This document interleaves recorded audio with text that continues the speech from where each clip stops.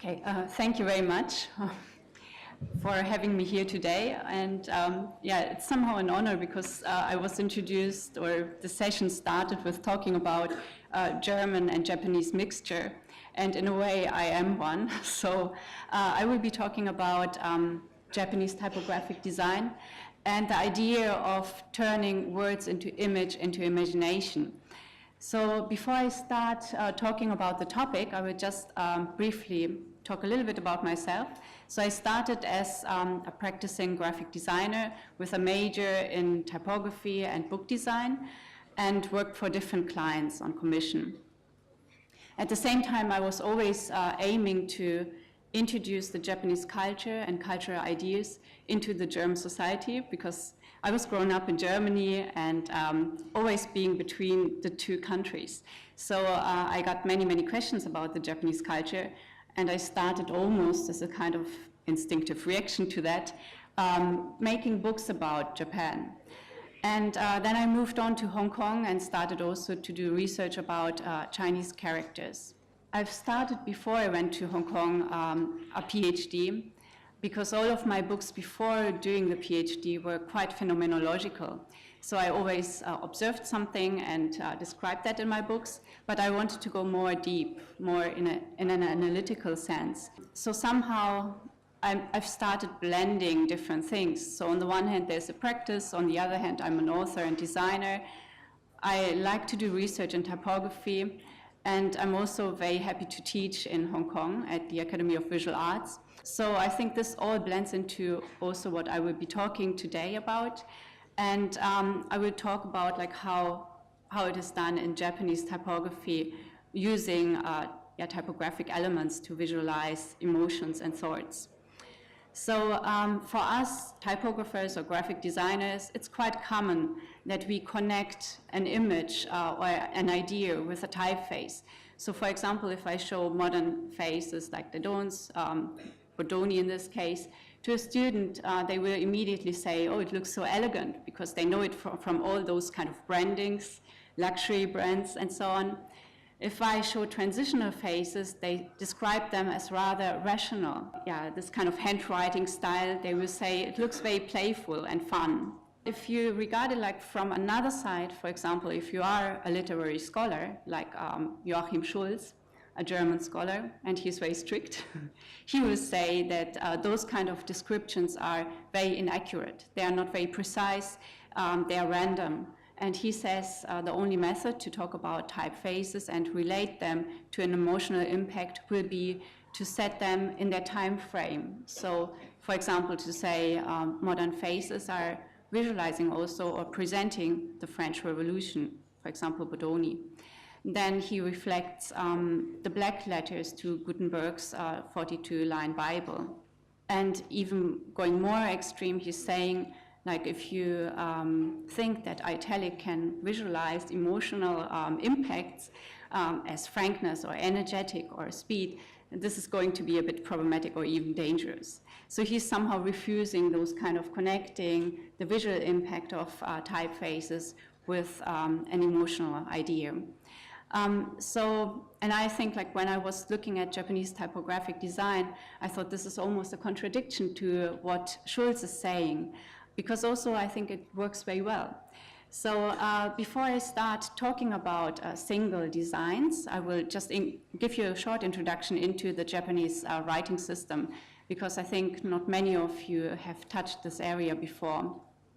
The Japanese writing system consists of 4 different scripts that join together to create one or to visualize one language. And the kanji, they are Sino-Japanese characters, which were introduced to Japan in the 4th century, are the most historical characters. And they were first used for visualizing scholarly scripts and in Chinese. So a Chinese scholar, Xu Sheng, he developed a system to categorize 6 categories of characters, and he was looking at 9,353 characters in the Han Dynasty, so during the Han Dynasty. And he came up with a system where he could separate, like, first 6 different smaller categories, and then also describing them as groups.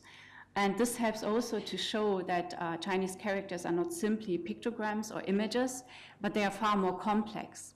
And this makes it also very interesting in the sense of using them for typographic design. So if you have the first line and the second line, they together create somehow the basement.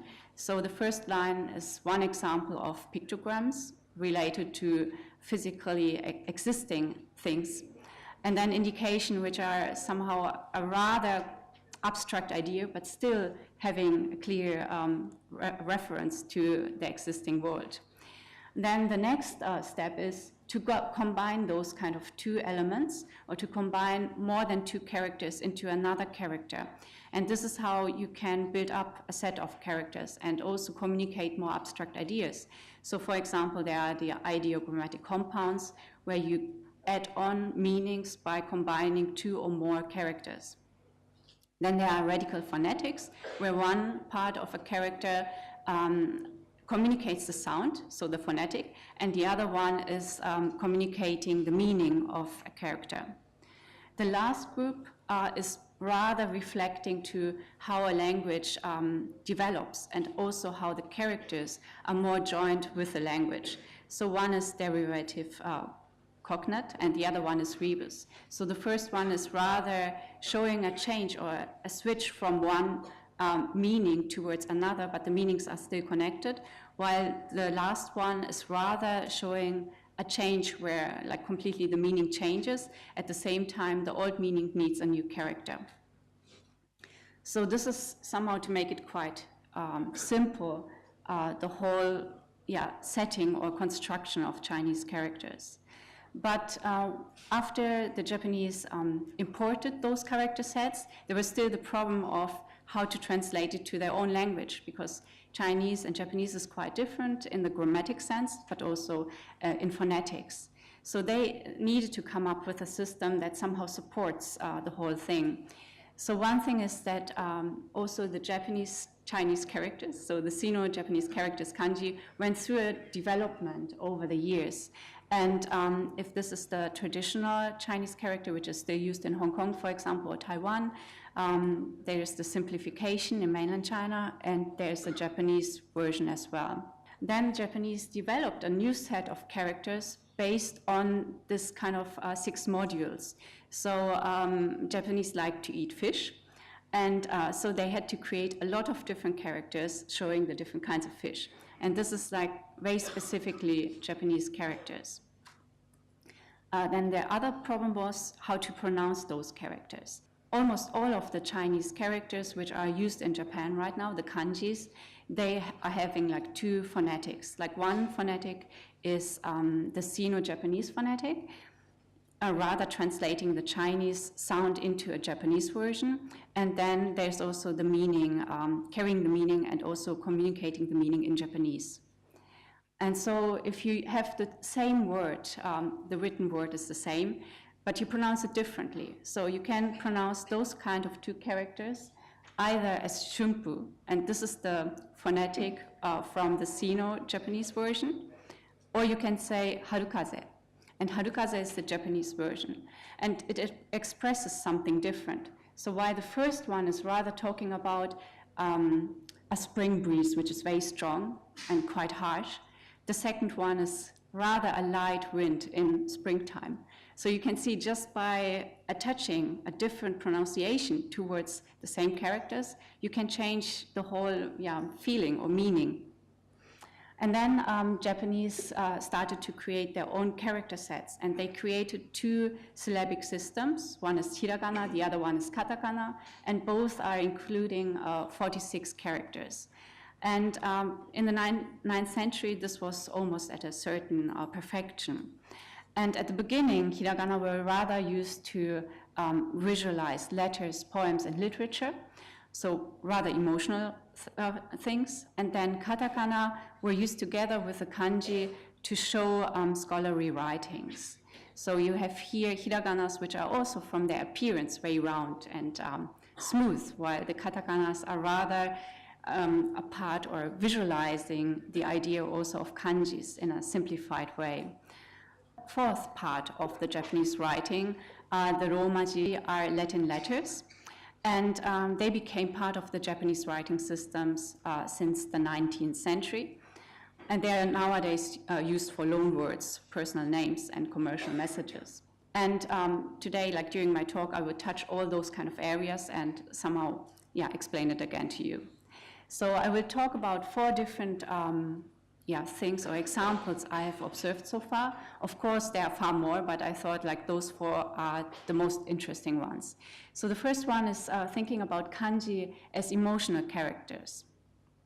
So if you write it correctly, like orthographically correctly, you would write kanji in Japanese this way.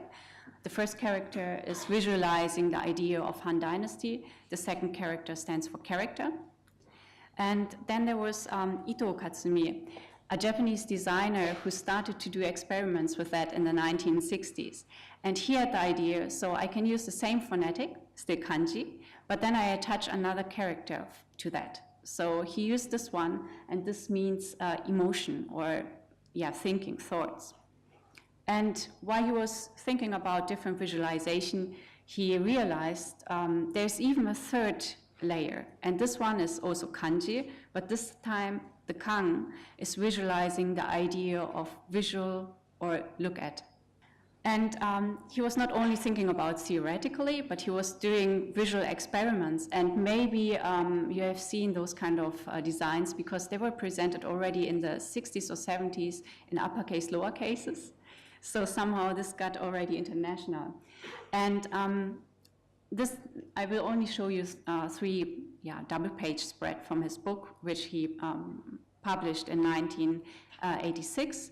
So this one is showing like 2 things. On the left hand, you will see the character maku for to sow, and the other one is showing sodatsu, to grow.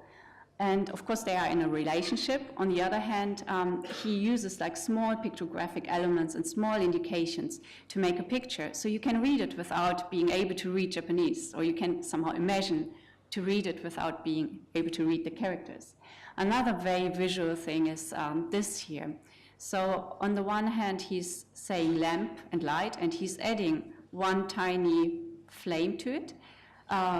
Bakuhatsu or baku is for explosion, and here he's just using like the different dots and spreading it around to show or visualize this explosion. This is more difficult to somehow decode because you need a certain understanding of characters to be able to read that.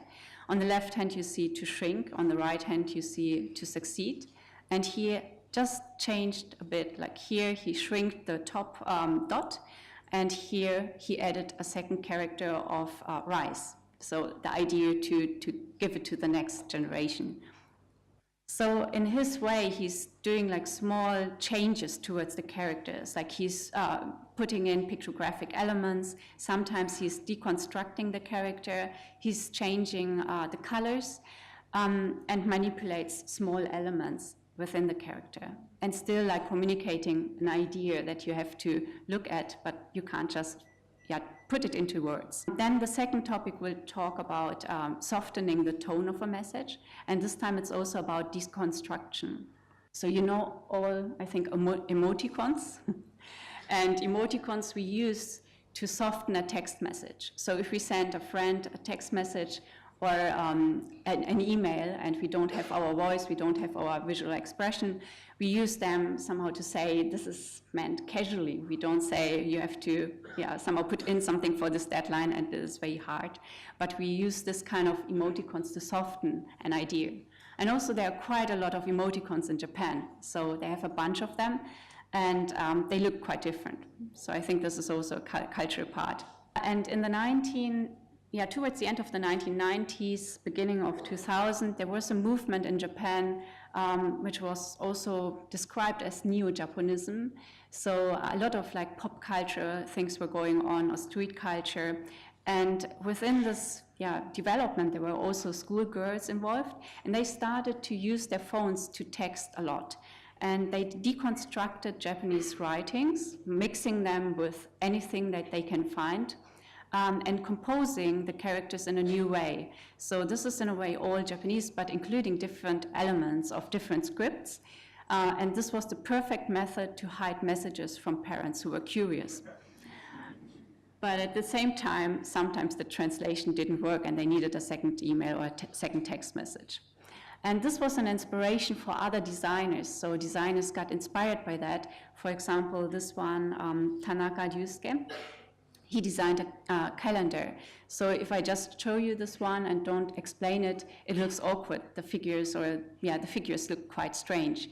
He used hiragana to turn them and to maybe use only a part to create the idea of Arabic figures.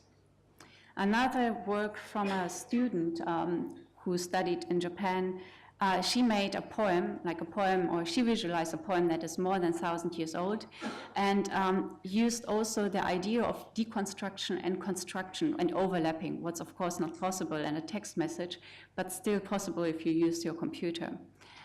And these kind of games a little bit with seeing how far can you go with something readable or not readable. But it is at the same time a play or a game with visual messaging. And I think it's also interesting because it softens the tone. And this is not possible to do it just by maybe a proper text message. Then there are other observations I made. One is the work of the graphic designer Kasai Kaoru.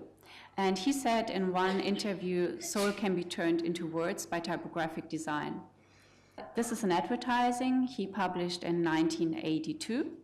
And in this advertising, he's using a very strange way to write the copied text.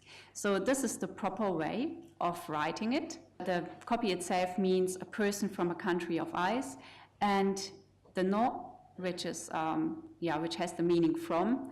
And the whole text would mean, in a way, like this person from the ice or from a country of ice. He turned the no in hiragana into katakana.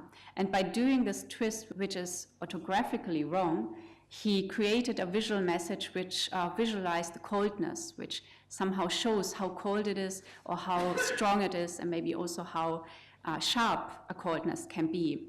And by connecting this with a visual of a Western woman with cold blue eyes, he said he can transport this message. He also explored quite a lot of works where he visualized Japanese copies in Latin letters. And so many people who travel to Japan may have experienced already the feeling that you go to Japan, you think you can read a lot, but in the end, everything turns out to be Japanese. So it's like visualizing Japanese by Latin letters. And here it's the same. So normally a very typical greeting in Japan is irashaimase. Like if you enter a store, you will get this kind of welcoming phrase. And he turned it in a way to something that is pronounced maybe like irashaimase or irasaimase. And he used here the accent of the italic illustrator who did the illustration for this ad and turned it into Japanese, but visualizing with Latin letters. So it became something very, very exotic. At the same time, he had a similar advertising, which was a TV advertisement. And in this advertisement, it was said, kokoro ni utao, karada ni ai o. And he turned it also into a different way of writing it. So this is like the different writing, which is not very common. And again, visualizing the idea of an Italian pronouncing Japanese. And if you translate it into Japanese and translate this into, again, English, this copy phrase would say, a song for the soul, love for the body. And if you write it in Japanese, it becomes quite inappropriate. It becomes too strong, it becomes strange. So, but if you put it into Latin letters and then add the visualization of an Italian pronouncing Japanese, this makes no harm. This is completely safe. And so the idea is that you choose a script which is not the very normal one for visualizing a message, and by that you can shift the message a little bit. So you can make it more soft, you can take away the harshness, but also maybe this sexual part of it. The fourth part is about poetry. I think maybe a lot of people heard about concrete poetry or concrete visual poetry, and this was a trend in the 20th century in many Western countries. And Nikuni Seiji, a Japanese poet, got very much interested into this poetry and into this idea. And he started with that in 1952. And he explored it further, and by 1960s, he developed a style where he really cutted everything towards maybe 2 or 3 or 4 Japanese characters, not using more. And this is a truly visual poetry, because somehow it's not mimicking a shape anymore, but it's just using elements. For example, this poem is called Rain, and he shows the whole character once, but in the whole thing, he's using the elements, like the dots, which is part of the character, to visualize the rain. And in this one, which says, darkness, he combines like 3 different ideas, but he uses only 2 characters in a way. So on the one hand, you have the upper part, which is a repetition of gate. In the lower part, you have a lot of characters visualizing sound. And in the middle, they will meet, and the sound will get into the gate, and it visualizes darkness. So it's a poem. You cannot just read up by words. If I say gate, darkness, sound, this will not come into your mind. But if you show it as something visual, suddenly this whole idea develops. And the beautiful thing about this is, of course, it ask the reader, or it asks the person who's looking at it to come up with his own idea. So the last example for today is this one, also from Nikuni. And this one is about sorrow or elegy. And saying like a lot of non or denial, like almost like a cloud, and a soul will develop the idea of sorrow. So you will not see this character and this character together, because normally this character will build up to have the idea of sorrow, but the cloud of non or denial and with the lonely heart will bring up the idea of sorrow. With this, he plays a game of poetry or of a poem that cannot only be phonetically transcribed, but which is more something you have to look at. So a poem you have to look at, you have to experience, and you can see maybe and read things in it by yourself. So looking at these different examples, I think it is very interesting, because normally we rely a lot on the choice of typefaces. So we try to visualize all of our ideas by choosing the correct typeface. But in these different aspects I have mentioned today, it is more about thinking about the layout, thinking about the composition, thinking about the idea, and also how to present the text as something that bridges between a phonetic idea and also a semantic idea. And I think this gives us a lot of inspiration, and maybe, like, although Japanese characters are not your material, which you use every day, but this could give you an inspiration also to explore other ways of typographic design. Okay, thank you very much.